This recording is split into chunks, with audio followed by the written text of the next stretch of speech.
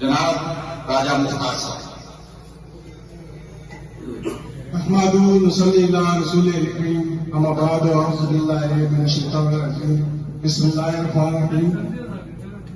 जब अपना काफिला अज़्म और यकीन से निकलेगा, जहां से चल के रास्ता वहीं से निकलेगा। ऐ वतन की मट्टी हमें एड़िए रगड़ने दे, हमें यकीन है कि चश्मा यहीं से निकलेगा। साहिब सनत और इस महफिल में बैठे हुए मेरे तमाम भाई मेहमान मेरे खुसूसी हैं। मेरे लिए इस चीज से लेकर आखिर तक हर इंसान, हर वो फर्द किसी न किसी मकाम, किसी न किसी जगह भलाई काम में हो या समाजी हो या पार्टी के हो, वो कहीं ना कहीं आपको मुतर्रक नजर आएगा। तो मेरे लिए आजिज़ लीजिए, मेरे लिए सारे मेहमान खुसूसी हैं और उनकी हैसियत एक सफीर और वजीर की है। क्यों कि जो हुकूमत में लोग बैठे हैं 100% मसाइल होने के बावजूद 10% वो डिलीवर नहीं कर सके। यहां बैठे हुए के वजीर और सफीर इन्होंने अपने वतन के लिए, अपनी कौम के लिए, अपनी सोसाइटी के लिए 100% डिलीवर किया है। तो मैं आप सबको खराज तहसीन पेश करता हूं। 2 मिनट ने बताया ये कंफर्ट की फ्लाइट जो है ना वो 3 घंटे में जाती है फ्रांस को।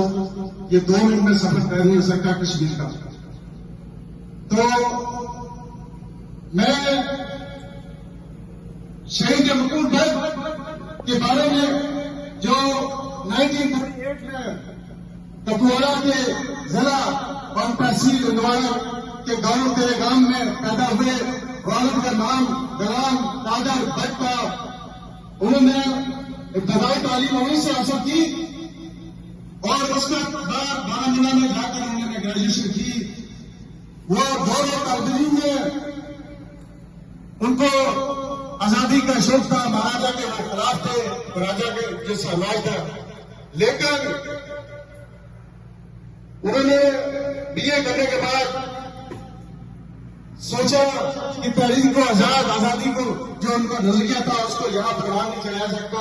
उन्होंने लाइन ऑफ कंट्रोल का रुख किया और अपने चाचा के साथ 1958 में आजाद कश्मीर पहुंचे।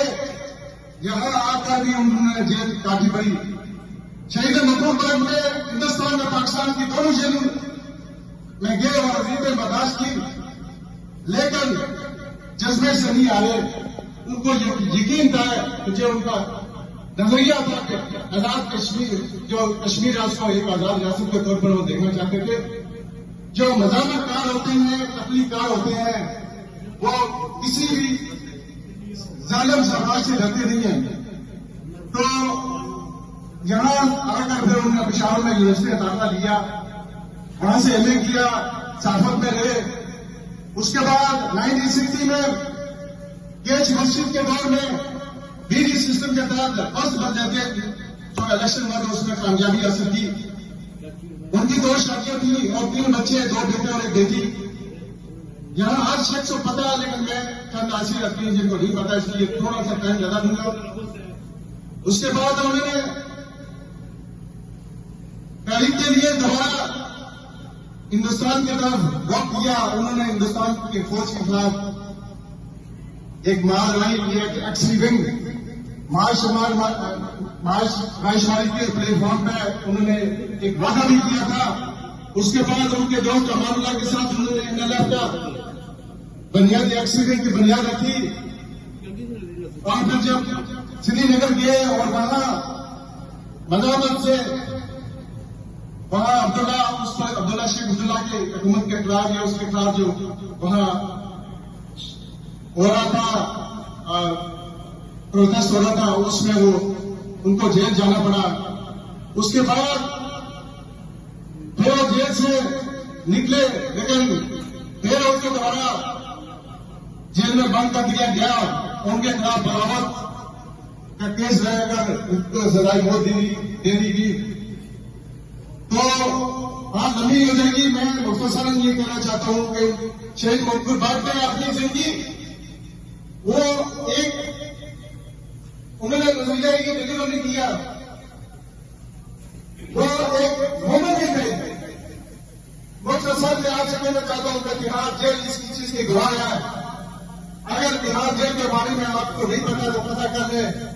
आज उनको जब तक बाकी वहां दफन है, वहां जेल के जितने जेली है, जेल के अंदर कैदी है, वो वहां बातें खानी भी करते हैं और उस जेल की जितने इंतजामिया है और एक जैसे पार्टी से कोई जाते हैं, उनकी कब्र पर पैरा देने वाले हिंदू उस दिन वो 3 दिन उनके कब्र पर जाकर पैरा देने से घबराते हैं। तो मकबूल भट्ट में जो ना जेल के अंदर तिहाड़ जेल के अंदर जाना उनकी इंग्लिश बहुत अच्छी थी। उन्होंने वहां के कैदियों के लिए बहुत से मिसाइल भी हल की है।